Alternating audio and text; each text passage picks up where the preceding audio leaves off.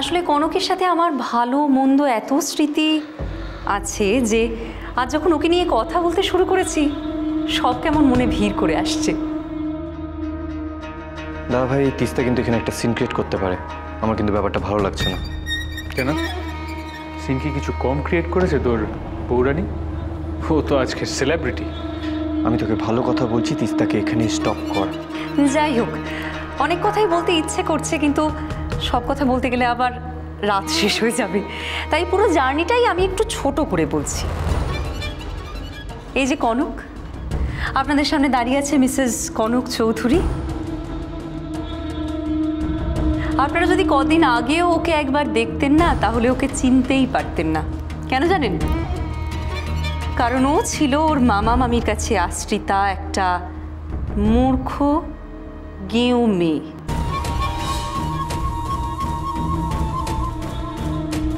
বাহ, এখানে তো কনকের ইতিহাস পাঠ হচ্ছে দেখছি। বেশ মজা তো। কিন্তু মানুষের ভাগ্য সহায় হলে যা হয়, সেই মেয়ে হলো গিয়ে বিদেশ ফেরত মিস্টার সাত্তকী চৌধুরীর ওয়াইফ।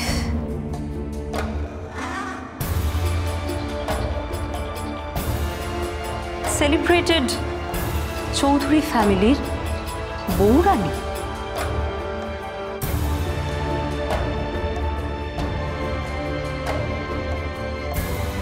দাদা ভাই, এভাবে কিন্তু তিস্তাকে এনকারেজ করাটা ঠিক হচ্ছে না। আমি মরার পরেও বদলালো না ছেলেটা। কোথায় শোকে মুহ্যমান হয়ে চুপ করে থাকবি তা না, এখনো আপদ কনকটাকে নিয়ে ভেবে যাচ্ছে। সেদিনের কথাটা মনে আছে তোমার সাত্তকী? সেই আমার বাড়িতে একটা পার্টি ছিল,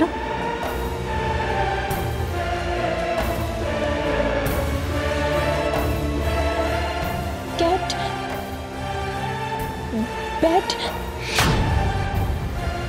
ম্যাট র্যাট ফ্যাট।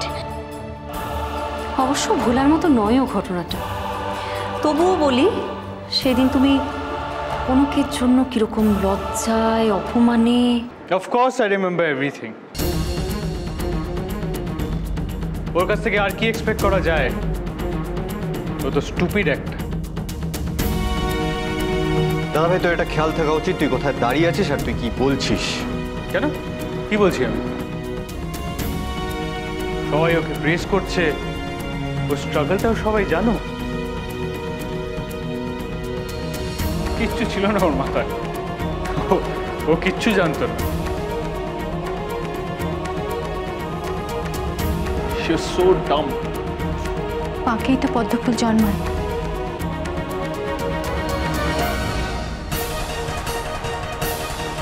আমার জীবনটা অনেকটা ওই রকম। আচ্ছা কনক, যখন গল্পটা আমি শুরু করলাম তাহলে আমাকেই বলতে দাও। এরকম একটা এক্সাইটিং জার্নি। আমার গল্পটা সবাই আমার মুখ থেকে শোনাটাই বেশি পছন্দ করবে। তিস্তা তিস্তা যেখান থেকে শুরু করেছিল আমি ওখান থেকেই বলি। খুব ছোটবেলায় আমি আমার মা বাবাকে হারিয়েছি। তারপর মামা মামি আমাকে মানুষ করেছে। ইচ্ছা থাকলেও অনেক কিছু ওনারা করতে পারেননি ওনাদের আর্থিক সঙ্গতি না থাকার জন্য। কিন্তু অঢেল ভালোবাসা পেয়েছি আমি তাদের কাছ থেকে, যেটা আমি আমার হাজবেন্ডের কাছ থেকে পাইনি।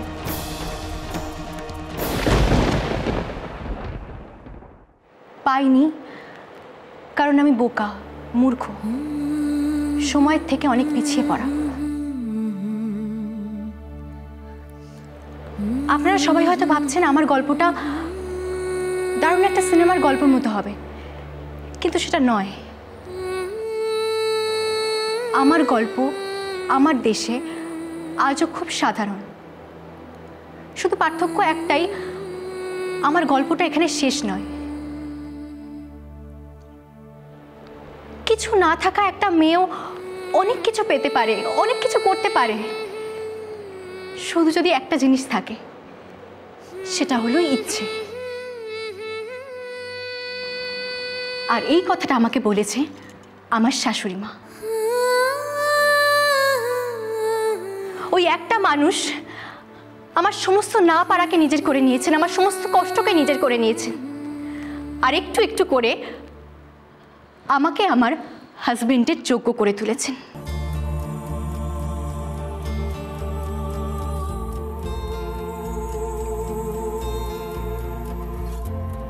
আমার কোনোদিনও কোনো আক্ষেপ ছিল না আমার না পাওয়াগুলো নিয়ে, কারণ আমি জানতাম আমি ওর ভালোবাসার যোগ্য নই। কিন্তু যখন আমি নিজের যোগ্যতা অর্জন করলাম তখন আমি সব পেয়েছি।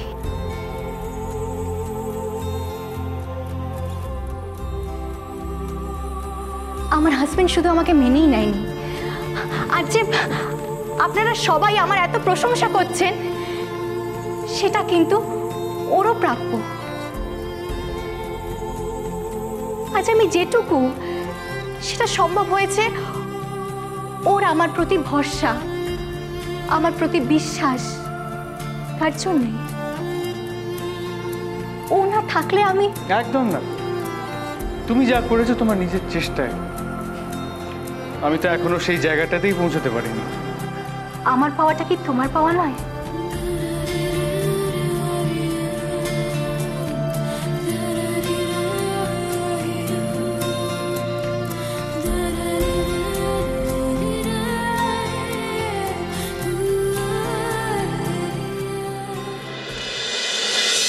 আপনি বললেন না গল্পটা কোনো সিনেমার গল্প নয়, ঠিক বলেছেন, এটা রূপকথার গল্প আর খুব ইন্সপায়ারিং।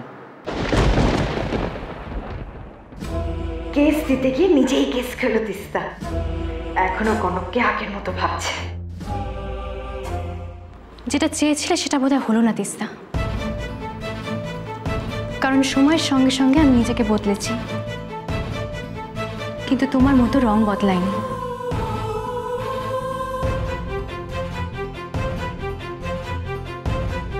তাই সত্যিটা বলতে আমার কোনো অসুবিধা হলো না।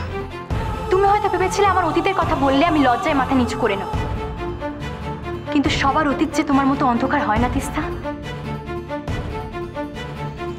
আমার অতীত আমার অহংকার। তাই আজ আমি জোর গলায় বলতে পারি, হ্যাঁ আমি মূর্খ ছিলাম, আমি stupid, but that's my past. আজ আমি যা কিছু পেয়েছি সেটা সবার ভালোবাসায় আর নিজের যোগ্যতায় পেয়েছি। নিজেকে বারবার প্রমাণ করে তবে আজ আমি চৌধুরী বাড়ির বৌরানী, আর চৌধুরী ইন্ডাস্ট্রিজের দায়িত্ব এখন আমার। রাইট এন্ড লেফট ছাড়ছে দেখছি ওকে, কিন্তু হেপি অহংকার হয়েছে তো, অ্যাটিটিউডে পাল্টে গেছে। মালকিন ফালকিন বলে জাহির করছে নিজেকে। তোকে তো একটু টাইপ দিতেই হচ্ছে কনক।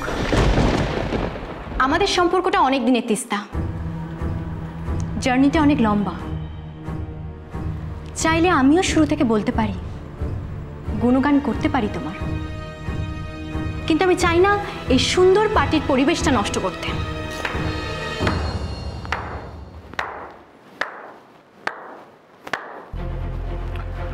এক্সেলেন্ট। অনেকক্ষণ ধরে আপনাকে নোটিস করছিলাম। আগ বাড়িয়ে কথা বলার ঠিক সাহস হয়ে ওঠেনি। অদ্ভুতভাবে আপনার লাইফের জার্নিটা শোনার পর আপনার মতো একজন ইন্টারেস্টিং মানুষের সাথে কথা না বললে বা আলাপ না জমালে মনে হলো আমার সেটা আমারই লস হবে। আমাকে ইন্টারেস্টিং খুব কম মানুষ বলে, আপনি সেই কম মানুষগুলোর মধ্যে একজন। ধন্যবাদ আপনাকে। আপনার নাম? নীল।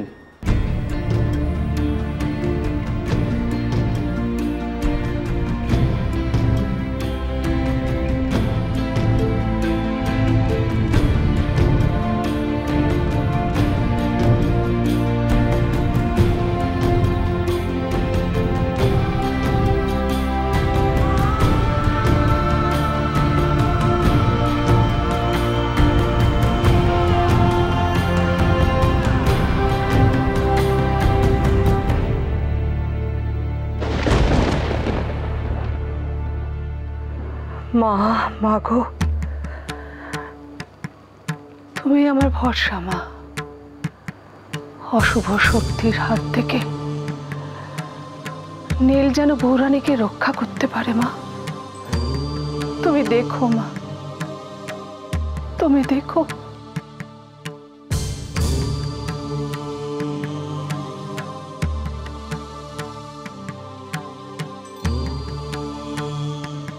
মনটা আজ বড্ড অস্থির লাগছে যে আমার।